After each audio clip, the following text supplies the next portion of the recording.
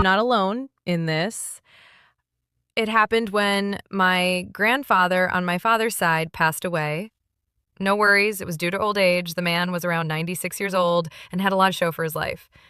We all traveled home for the burial. There were about 5 families in the house. It was very crowded, so we had to share rooms. We wrote our names on pieces of paper, put them in a bowl, and shuffled them.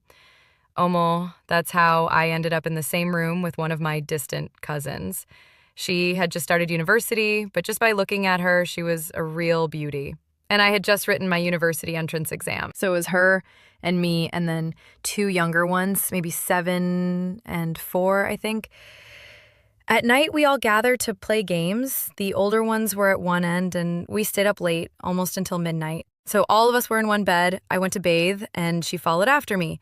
She got out of her sexy nightgown. I knew I was in for it. We started chatting. The smaller ones had already fallen asleep. My uncle came around and told everyone to go to sleep, so we turned off the light. We slept at each edge of the bed, and the smaller ones slept in the middle. But at some point in the night, with all the turning and twisting, I got up to pee and had a boner, and she woke up and saw me. I tried to go back to sleep, and her ass was directly on my dick. But it was like she had fallen asleep, so I thought. I gave into temptation and started grinding my dick on her ass. Then I felt her waist turn. I knew she was into it. We started going at it, grinding, dry humping. Then I reached for her pussy and started fingering her. It felt sensational. I slid in. There was no time to waste. We were in that spoon position, and it was clear. Slow, deep strokes are just the best. She was moaning, trying to be silent. It got more intense when I was about to come.